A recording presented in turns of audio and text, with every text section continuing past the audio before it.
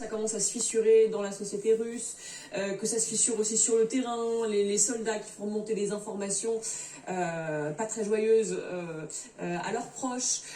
Et il s'est adressé à nouveau, Vladimir Zelensky, aux soldats russes. Il l'a fait il y a quelques jours, donc il insiste là-dessus, il leur envoie des consignes, des conseils. Fuyez, si vous le pouvez, venez, rendez-vous. On écoute.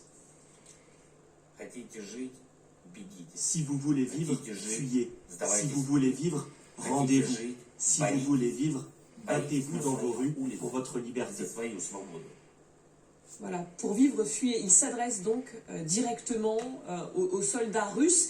Est-ce que... C'est vieux comme le monde. Ça s'est déjà fait plein de fois dans l'histoire.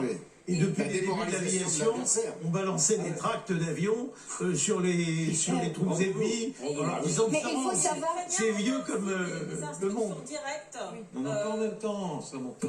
Maintenant, allez-y, vous lui avez fermé le beignet. Vous savez le nombre de fois que ça m'arrive Allez-y. Struggle for life. Allez-y, Samantha. Aujourd'hui, c'est vous qui avez été prise. Donc, les Ukrainiens auront des instructions qui sont très bien organisées, qu'ils envoient, qu'ils essaient d'envoyer sur des portables, qu'ils ont aussi des tracts qui sont publiés pour les soldats russes qui veulent se rendre avec des instructions très précises.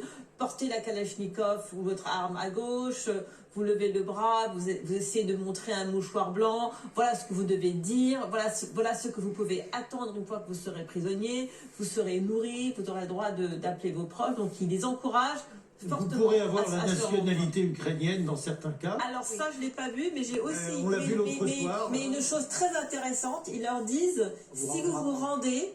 Dans les documents qui expliqueront comment vous êtes devenu prisonnier de guerre, nous dirons que vous avez été fait prisonnier pendant des combats. Jamais nous dirons que vous vous êtes rendu. Parce que comme ça, vous n'aurez pas de problème en rentrant. Sauf que les Russes aujourd'hui disent tous ceux qui deviendront prisonniers de guerre en Ukraine seront considérés comme des déserteurs. Donc c'est vraiment très très difficile.